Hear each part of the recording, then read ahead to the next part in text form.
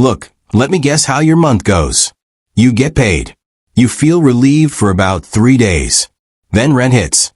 Groceries hit. Gas hits. Some random subscription you forgot about hits. And suddenly you're checking your bank app thinking, where did my money actually go? And it's not like you're out here buying yachts or Rolexes. You're just trying to survive. And the worst part? You're doing everything people told you to do. You work hard.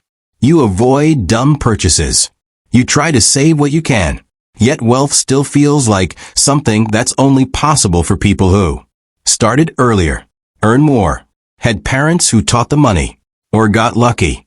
If that feels painfully familiar, yeah, that's not a coincidence. My name is Steve, and I spend way too much time thinking about building wealth.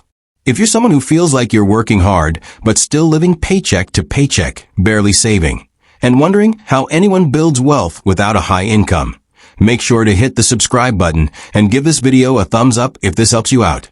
Because today, I want to break something down that almost nobody explains correctly. How wealth is actually built from scratch on a low income. And no, this isn't some wake up at 4 a.m. nonsense. This isn't start 7 side hustles either. This is the real math, the real psychology, and the real strategy most people never learn. Here's the thing. Most people think income is the main driver of wealth. That feels obvious, right? More money equals more wealth. But here's what most people don't realize. Income does not create wealth. Behavior does. According to data from the Federal Reserve, roughly 40% of Americans earning over $100,000 still live paycheck to paycheck. And studies from Ramsey Solutions and the National Endowment for Financial Education consistently show that many millionaires never earned 6 figures early in their careers. So if income alone created wealth, that wouldn't be possible. Which means something else is going on. Wealth is built when 3 forces work together. 1. Margin, the gap between what you earn and what you spend. 2. Direction, where that margin actually goes. 3. Time, how long the system runs uninterrupted. That's it. Not crypto picks. Not secret investments. Not motivation. Margin. Direction.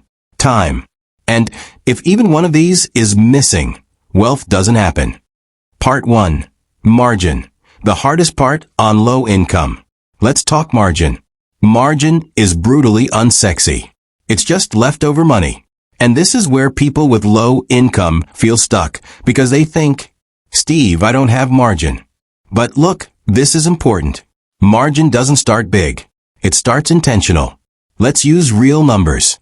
Say you earn $2,500 per month after tax. Your expenses. Rent, $900. Food, $400. Transportation, $250. Utilities and phone, $200. Miscellaneous, $300. Total, $2,050. That leaves $450. Now, most people don't see $450. It leaks away in small decisions. Eating out, Amazon, convenience spending, emotional spending. Because here's the psychological truth. Money leaks silently. Pain happens loudly. So the first rule is visibility. Action step number 1, force awareness. Track every dollar for 30 days. Not to judge yourself, just to observe. Because awareness alone changes behavior by up to 20%, according to behavioral finance research. That alone could free up another $50 to $100 without changing your lifestyle. Part 2. Direction. This is where most people fail. Okay, let's say you now have $300 per month of margin. Now what? This is where it gets really interesting. Most people do one of 2 things. They save it with no purpose. Or they spend it because it's not enough to matter. Both are mistakes. Because money without direction defaults to consumption. So here's the correct order. Step 1. Emergency buffer. Your first goal is $1,000. Not 3 months. Not 6 months. Just $1,000. Why? Because studies show that a $1,000 emergency fund reduces financial stress more than a higher income increase. It buys peace. It stops panic decisions. If you save $300 per month, that's just over 3 months. Part 3. The psychology of not feeling poor. Here's something nobody talks about. Being broke is expensive psychologically. When you're stressed, you value short-term relief more. You make impulsive decisions. You avoid looking at numbers. This is called scarcity mindset, and it literally lowers cognitive bandwidth. So that $1,000 buffer isn't just financial, it's mental.